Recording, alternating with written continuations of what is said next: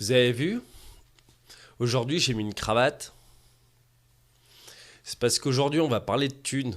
Enfin, pas que, mais on va parler de thunes, quoi. Et pour avoir l'air crédible, je me suis dit que j'allais mettre une cravate parce que ça fait beaucoup plus sérieux.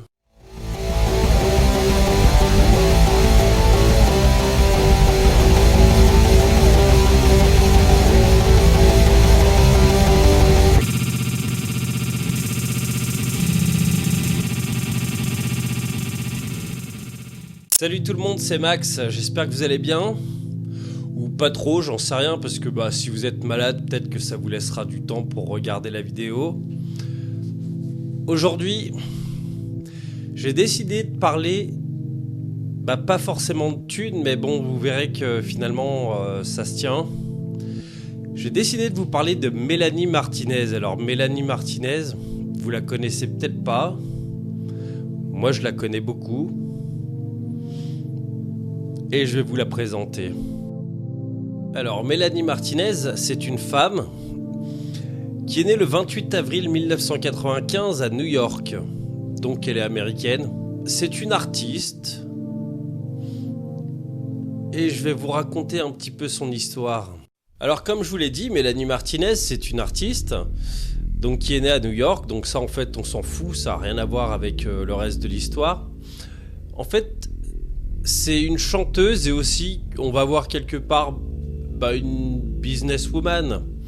Alors, en 2012, elle a participé à une émission, je vais vous redire le nom, ça s'appelle MSG Varsity Talent Show. C'est un genre de truc de télécrochet où tu peux gagner avec ton talent, quoi. Ça a foiré, elle a été éliminée au second tour. La même année, elle a participé à l'émission The Voice, où là par contre, elle s'est fait repérer en chantant notamment la chanson Toxic.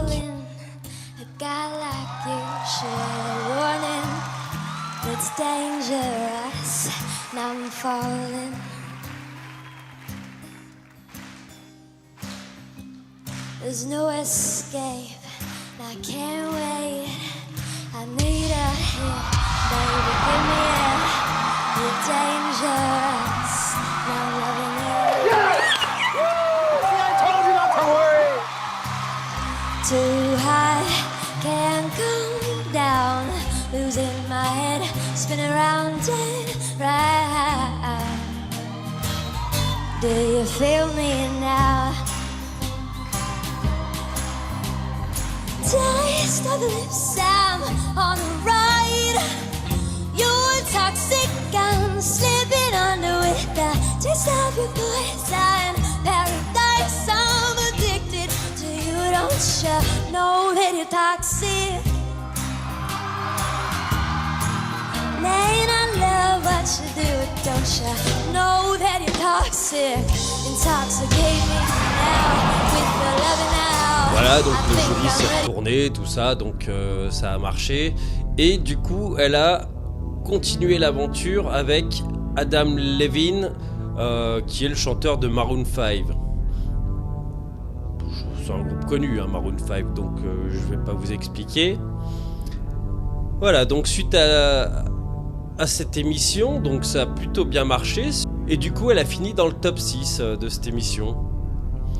Et ce qui a permis par la suite de lancer sa carrière musicale. Bon voilà, comme je vous l'ai expliqué, elle n'a pas gagné l'émission The Voice, mais comme tout le monde sait, de toute façon, quand on gagne ces émissions, on n'est jamais connu. Donc finalement, c'est pas plus mal pour elle qu'elle n'ait pas gagné. En tout cas, ça lui a permis de mettre le pied à l'étrier, et en 2014, elle peut sortir son premier single qui s'appelle Dollhouse, et par la suite, elle en fera un EP avec plusieurs morceaux, et je crois qu'il y a 4 ou 5 morceaux dessus. Donc 2014, elle sort Dollhouse, qui sera un EP par la suite. Et en 2015, elle va pouvoir sortir son premier album qui s'appelle Cry Baby. Cry Baby, c'est un album concept qui raconte l'histoire d'une fille qui s'appelle Cry Baby. Dans cet album, ça raconte l'histoire d'une famille qui essaye de faire bonne figure. on voit l'histoire de cette famille à travers les yeux de Crybaby et on voit que finalement c'est pas tout rose, c'est même plutôt pourri. Un père qui va tromper sa femme, la femme du coup qui est alcoolique pour oublier, le frère qui se drogue. Bah, c'est fantastique.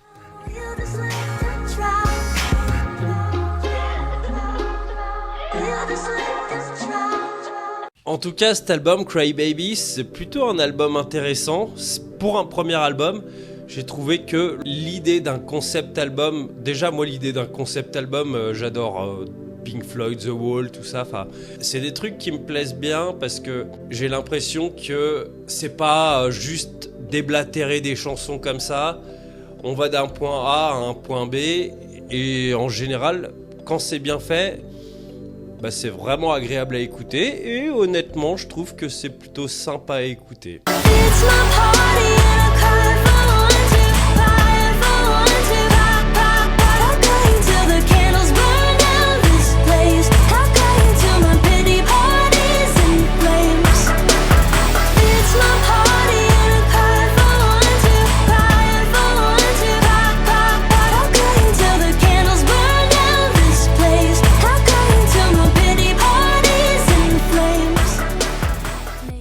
Bon, du coup, cet album a plutôt bien marché. Bon, pour les gars comme moi, c'est compliqué parce que c'est pas la musique, c'est pas comme à l'époque où on parlait de vente de CD, tout ça. Enfin, aujourd'hui, c'est un peu différent. Hein. Quelqu'un qui est connu, on va dire que c'est parce que sa musique est passée sur TikTok, l'application du diable. Bref. Du coup, l'album a bien marché et en 2017, il y a une très bonne amie, Mélanie Martinez, qui l'a accusé de viol. En général, ça se passe souvent comme ça quand ça cartonne, tout ça, qu'on se fait de la thune. Les gens ont envie d'avoir un petit peu, de récolter un petit peu aussi, quoi. C'est normal, hein. Donc du coup, on accuse de viol. Finalement, c'est allé nulle part. Et l'autre, elle est repartie avec son balai dans le cul, qu'elle avait bien accepté d'avoir, quoi. Ça s'est passé comme ça. Et donc, ça s'appelle K12. Cet album, donc, j'expliquais, qui est aussi un film. Donc, c'est un album concept où on retrouve Crybaby, donc le personnage du premier album, qui cette fois sort du cadre familial et se retrouve à l'école, au lycée. Dans cet album, on a un petit peu l'ambiance d'une maison de poupée, mais une maison de poupée un peu glauque au niveau des décors. Quand on regarde le film, quand on écoute la musique d'ailleurs est plus sombre. Ça parle plus de problèmes d'adolescentes. Et d'ailleurs, il y a beaucoup de monde dans son public qui se sont retrouvés dans ses paroles. En général, de toute façon, quand on est ado, on est vachement réceptif aux paroles et des choses qui nous parlent, et c'est très bien parce que des fois, ça peut vachement nous aider. Et souvent, dans ces concerts, on voit des panneaux « Your music saved my life ». Et c'est très bien, ça peut paraître cucu, ça peut nous faire marrer, nous, mais n'empêche que, oui, des fois, la musique, ça peut faire du bien.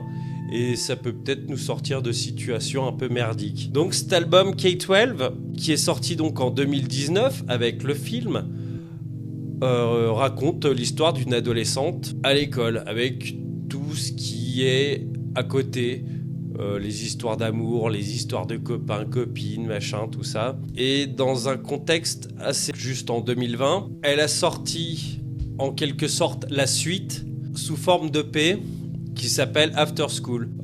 D'ailleurs, je crois qu'il y a une édition de luxe où c'est l'album K12 After School. Il y a toutes les chansons dans un seul opus. J'ai envie de dire, ça garde la même ambiance. Après ça, Mélanie Martinez, elle a pété un câble un peu parce qu'elle a voulu faire de la chirurgie esthétique. Et personnellement, je trouve que c'est pas réussi. Bon, effectivement, on a déjà l'exemple de Michael Jackson qui, lui, honnêtement, ça a été raté, quoi. Hein. Mais lui, si on regarde sa tronche au début à Michael Jackson, qui était quand même plutôt beau gosse, on va le dire, et à la fin, Même post-mortem, parce que, enfin, bon, effectivement, on sent que là, c'est très laid. Même Mélanie Martinez, elle, par contre, bah, elle a voulu faire pire, quoi. Hein. Je vous laisse admirer.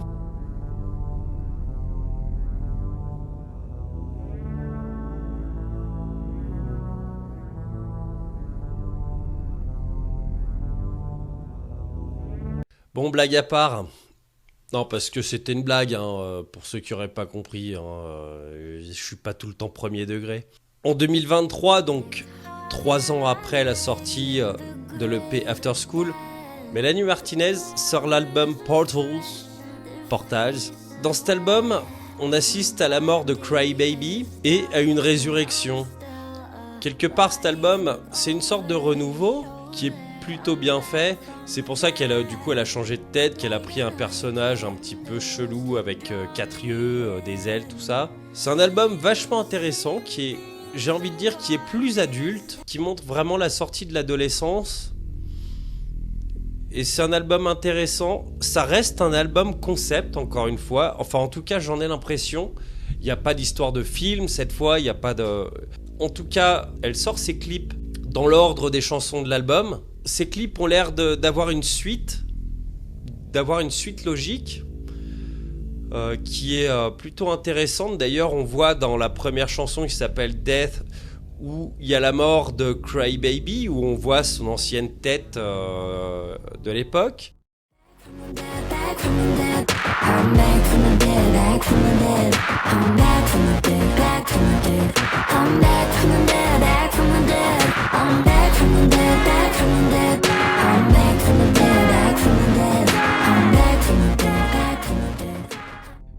Et sa nouvelle tête est dans Void, qui est la deuxième chanson, où là vraiment c'est la fin totale de Cry Baby.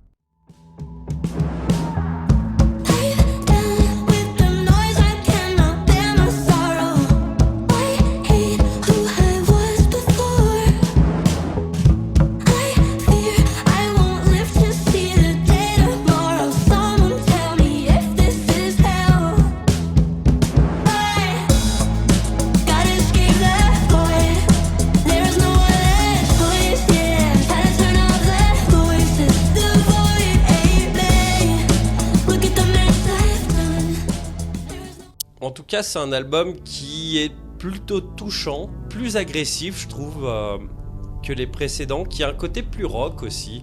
Les anciens avaient un côté plus pop. Celui-là est plus rock et il est vraiment intéressant à écouter. Bon, je vous ai dit qu'on parlerait un petit peu de thunes, donc effectivement... Mélanie Martinez, c'est pas non seulement de la musique, mais c'est aussi du merch. Et je suis allé faire un tour parce que du coup... Bon voilà, si je parle de ça, c'est parce que ma fille est fan et voilà, on a voulu aller la voir en concert. Je vais vous expliquer ça après. Et aussi, elle aime bien, elle a envie d'avoir un petit peu de goodies, comme on dit. Et je suis allé faire un petit peu le tour sur la boutique officielle. Alors des t-shirts à 40 balles, des sweats à 80 balles, des sacs à 70 balles. Elle a aussi sorti un parfum. Alors c'est un truc où il y a, je crois, 6 petits flacons de parfum, 300 balles. Ouais, donc du coup, elle s'y connaît quand même en business, hein. Et puis j'imagine que si c'est à ce prix-là, c'est que ça se vend.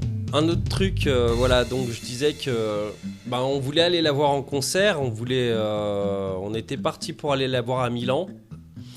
Bon, du coup, ça n'a pas pu se faire.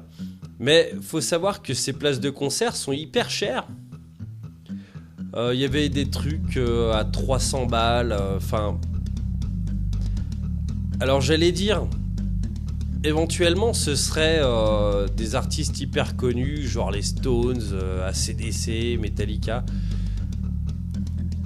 Bah non, en fait, même eux, de toute façon, un tarif pareil, c'est pas justifiable. Alors après, pourquoi des tarifs pareils ? Bah c'est simple, hein, il suffit de regarder. Qui est-ce qui produit les tournées ? C'est Live Nation. Bah c'est simple, Live Nation, en fait, c'est une boîte de prod qui s'occupe d'organiser les concerts de quasiment tous les plus grands artistes aujourd'hui. Du coup, ils ont besoin de se faire une marge, hein, ils ont besoin de se faire de la thune. Résultat, les places de concert coûtent hyper cher. Ce que je trouve vraiment dommage. Hein. Alors, je voudrais parler un petit peu de ce qu'a Live Nation. Parce que beaucoup pensent que c'est à cause de Live Nation que la musique va mourir. Et moi, je suis pas spécialement d'accord. Je suis pas spécialement d'accord avec ça. Parce que les gens, ils payent bien le prix qu'ils ont envie de payer pour aller voir des concerts. Moi, j'ai envie de dire, si je veux vendre ma caisse, si j'ai envie de la vendre 4000 balles, et qu'il y a un abruti qui est prêt à m'en filer 8000, je vais pas lui dire, non, écoute, mon pote, j'ai pas envie de t'arnaquer, prends-la à 4000. Non, moi, je vais prendre les 8000, hein. Honnêtement, je vais prendre les 8000. Donc tous ceux qui critiquent Live Nation, alors effectivement, ouais, ça coûte cher. J'ai juste envie de vous dire, n'allez pas voir les concerts Live Nation. Moi, j'avais envie d'aller voir Tool. Tool, il tourne avec Live Nation maintenant. J'irai pas les voir. Metallica, ils se sont bien foutus de la gueule du monde aussi avec leur concert à 2 dates. Et c'était super d'ailleurs à Paris, où ils ont même pas été foutus de foutre les 2 dates le même jour les 2 jours d'affilée. Donc ça veut dire que le connard comme moi qui habite pas à côté de Paris, il devrait prendre un hôtel, une merde, un Airbnb ou je sais pas quoi. Alors déjà la place elle coûte 2 couilles et demi et 4 bras. Et en plus de ça il faut se loger et bouffer à Paris. Non mais c'est hors de prix. Et du coup, il y a les premiers qui se plaignent de tout ça, qui y vont quand même quoi. Et la plupart de ces gens-là, c'est des révolutionnaires, des ouais, nous, il faut changer le système, le capitalisme, gna gna gna. Ouais.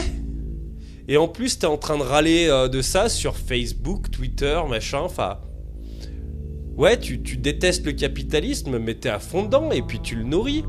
Non, moi je suis pas comme ça. Et Live Nation, j'irai plus voir une seule date. Bon, je vais voir NoFX, je crois pas que ce soit Live Nation, mais bon, vu le tarif, j'en sais rien. Hein. Bon, c'est un cadeau. Hein, voilà. Je trouve ça facile de critiquer, mais c'est simple. Enfin, je veux dire, on a quand même un pouvoir. Et si ça nous fait chier, de voir des concerts à des tarifs pareils, on n'y va pas.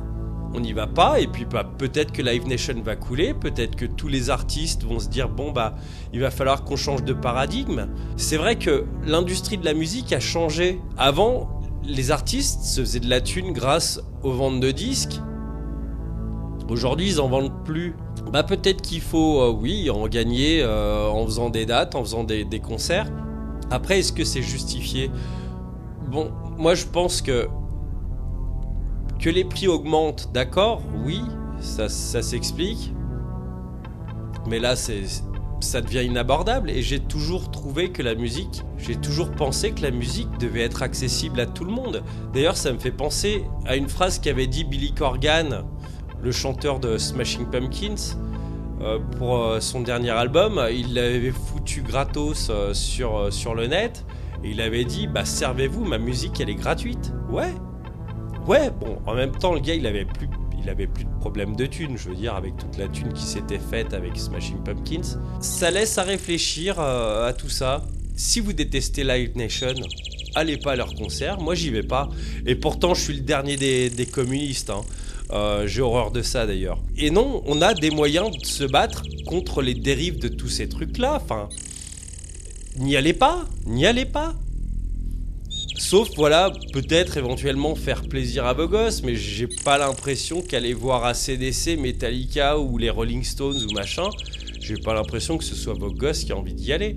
Donc arrêtez de nourrir ces boîtes de prod qui s'en foutent plein les poches, et les artistes aussi qui s'en foutent plein les poches, hein, d'ailleurs, parce que la plupart qui tournent avec Live Nation, c'est pas le petit groupe du coin, hein, c'est que des gros groupes ou que des gros artistes. Taylor Swift par exemple, qui fait sa grosse tournée, je crois que c'est l'artiste la plus en vogue en ce moment, c'est Live Nation, hein. Donc si vous avez envie de cautionner ça, vous le cautionnez, mais en tout cas vous fermez votre gueule après, quoi.